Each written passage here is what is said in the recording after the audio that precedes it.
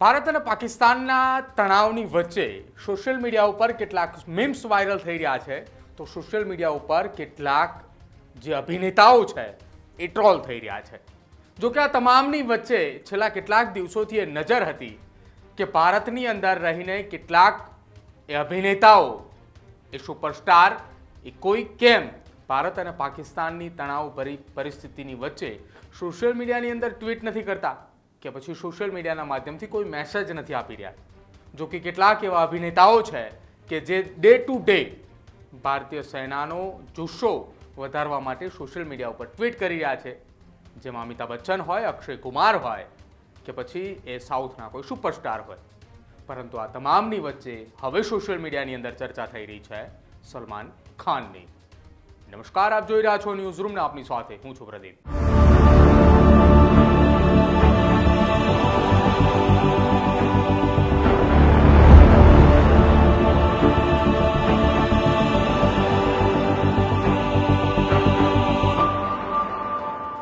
Social media પર એક તસવીર એ ખૂબ વાયરલ થઈ રહી છે। આ ફોટો એ સલમાન ખાનના ટ્વિટર એકાઉન્ટનો છે, જેમાં કહેવામાં આવી રહ્યું છે કે યુદ્ધ વિરામને લઈને એક પોસ્ટ એ મૂકવામાં આવી હતી। લોકો એ કહી રહ્યા છે કે સલમાનને 10 મેના રોજ ભારત પાકિસ્તાનના તણાવભરી સ્થિતિ અને સીઝ ફાયર વચ્ચે આ ટ્વીટ કર્યું હતું। જો કે પછી આ ટ્વીટ કર્યાના લગભગ ગણતરીના મિનિટોમાં ડિલેટ પણ થઈ ચૂક્યું હતું। 10 મેના રોજ પાકિસ્તાને યુદ્ધ વિરામ કરારનું ઉલ્લંઘન કર્યું હતું, જેનો ભારતે જવાબ આપી રહ્યું હતું, અને તે દરમિયાન મોડી રાત્રે સલમાન ખાનના ટ્વિટર એકાઉન્ટ પર એક ટ્વીટ થાય છે। જો કે ભારત અને પાકિસ્તાન વચ્ચેના તણાવ પર ઘણા નેતાઓ અને કલાકારો તરફથી પ્રતિક્રિયાઓ આવી હતી, પણ સલમાન ખાન આ મુદ્દા ઉપર હજુ સુધી કંઈ નથી કહ્યું। 10મી મેના રોજ રાત્રિના સોશિયલ મીડિયા પ્લેટફોર્મ એક્સ પર એક ફોટો વાયરલ થયું હતું ને એમાં કહેવામાં આવ્યું હતું કે સલમાન એ આ પોસ્ટ તેમના સત્તાવાર એકાઉન્ટ પરથી કરી છે, જેમાં લખ્યું હતું કે યુદ્ધ વિરામ માટે ભગવાનનો આભાર। એનો અર્થ એ થાય છે કે સલમાન ખાને ભગવાનનો આભાર માન્યો કે ભારત અને પાકિસ્તાન વચ્ચેની આ તણાવ પરિસ્થિતિ કે જે યુદ્ધની અંદર પ્રવર્તમાન થઈ ચૂકી હતી એનો અંત આવ્યો। પરંતુ બાદમાં આ પોસ્ટ પર સલમાનને જે ટિપ્પણી કરી હતી, જે સોશિયલ મીડિયા એક્સ પ્લેટફોર્મ પર તેને ટ્વીટ કર્યું હતું, એ ટ્વીટ તેને હટાવી દીધું। પરંતુ સોશિયલ મીડિયા ઉપર એ હટાવ્યાની પહેલા જ એ સલમાન ખાનનું ટ્વીટ એ ખૂબ વાયરલ થયું, અને તસવીરમાં જોવા મળે છે કે ટ્વીટની અંદર 10 મેના રોજ જે પોસ્ટ કરવામાં આવ્યું હતું તેમાં રાત્રિનો સમય એ લગભગ 9 વાગે અને 9 મિનિટની આસપાસનો સમય હતો। થોડી મિનિટોમાં તેમને જ લગભગ 1300 જેટલી લાઇક્સ મળી અને 157 જેટલા એ રિટ્વીટ પણ થયા, પણ પછી સલમાને તે કાઢી નાખ્યું। પરંતુ સલમાન ખાનના ટ્વિટર એકાઉન્ટમાં જૂની જો પોસ્ટની વાત કરવામાં આવે તો લગભગ 28 એપ્રિલની પોસ્ટ છે, ત્યારબાદથી તેમણે એક પણ પોસ્ટ કરી ન હતી, અને એ 28 એપ્રિલની પોસ્ટની અંદર તેમણે 3 ફોટા પણ શેર કર્યા છે। જો કે આ પોસ્ટમાં ન્યૂઝરૂમની ટીમે તમામે જગ્યા ઉપરથી તપાસ કરી હતી, અને તપાસ અને એ આધારે અમે આપને જણાવી રહ્યા છીએ કે સલમાન ખાને આ પોસ્ટ કરી છે કે કેમ તે હજુ સુધી ન તો એ સલમાન ખાનની ટીમ અથવા સલમાન ખાને આખા આ મામલાની અંદર કોઈ ખુલાસો કર્યો। ઘણા લોકોએ સલમાને પોતાની પોસ્ટ ડિલીટ કરી દીધી, એ મામલે સારા અને ખરાબ વાતો એ લોકો સોશિયલ મીડિયાના માધ્યમથી કહી રહ્યા છે। કેટલાક લોકો તો એમ પણ કહી રહ્યા છે કે દેશે આવા સંવેદનશીલ મુદ્દાઓ પર ખૂબ ધ્યાન કેન્દ્રિત કરી રહ્યો છે। જો કે મોટા સુપરસ્ટાર કેમ આ મામલે હજુ સુધી મૌન છે। હજુ સુધી સલમાન કે તેમની ટીમ તરફથી ભારત પાકિસ્તાનની તણાવભરી સ્થિતિ વચ્ચે કોઈ પોસ્ટ કેમ નથી કરી, અને જો આ પોસ્ટ કરી જ છે તો કેમ તેમને આ પોસ્ટ કર્યા બાદ ગણતરીની મિનિટોમાં એ ડિલીટ કરી।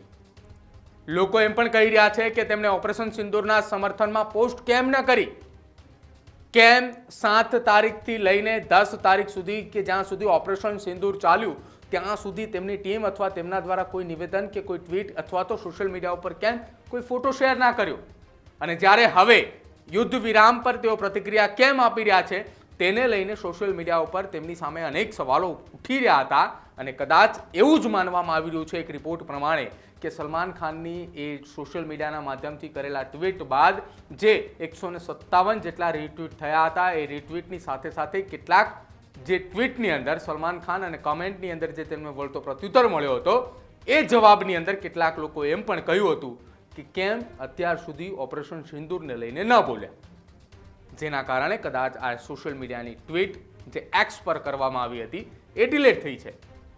સોશિયલ મીડિયા પર વિવાદ વધ્યા પછી તરત જ સલમાન ખાને પોસ્ટ હટાવી દીધી હતી. આનાથી પણ લોકોમાં એક ગુસ્સો ફેલાઈ રહ્યો છે કે કેમ અમારા સવાલોથી સલમાન ભાગી રહ્યા છે. આ પ્રકારના કેટલાક લોકોના પણ સવાલો હતા. જોકે હજુ સુધી ઓપરેશન સિંદૂરને લઈને શાહરૂખ ખાન હોય કે આમિર ખાન તે હજુ પણ મૌન છે અને એ જ મૌન એ લોકોને આશ્ચર્યમાં મૂકી રહ્યા છે કે કેમ આ તમામ લોકોએ મૌન ધારણ કરીને બેઠા છે. જો કે દેશભક્તિની વાત આવે છે ત્યારે અત્યાર સુધી આ તમામ સુપરસ્ટારે અનેક એવી ફિલ્મો આપી છે, પરંતુ જ્યારે સેનાને જો મને જુસ્સો વધારવાની વાત આવે છે ત્યારે કેમ તે મૌન ધારણ કરીને બેઠા છે તેના પર પણ હવે એક સવાલ ઉઠી રહ્યો છે. કેટલાક લોકોએ સલમાન ખાનના પક્ષમાં પોતાની પ્રતિક્રિયા આપી રહ્યા છે તો કેટલાક લોકોએ તેના વિરોધીની અંદર આ મુદ્દે પ્રતિક્રિયા આપી રહ્યા છે. આ મુદ્દા પર અત્યાર સુધી સારું એ ઘણા કલાકારોએ પોતાની પ્રતિક્રિયા આપી છે, જેમાં અક્ષય કુમાર, સંજય દત્ત, કંગના રનૌત, અલ્લુ અર્જુન, અમિતાભ બચ્ચન, સુનિલ શેટ્ટી, રજનીકાંત અને જુનિયર NTR સહિત અનુપમ ખેર જેવા અનેક એ દેશના ખ્યાતનામ સુપરસ્ટારે આ મુદ્દે દેશના જવાનોનો જો મને જુસ્સો પણ વધાર્યો છે અને ઓપરેશન સિંદૂરને લઈને તેમને સોશિયલ મીડિયાના માધ્યમથી નિવેદન પણ આપ્યા છે.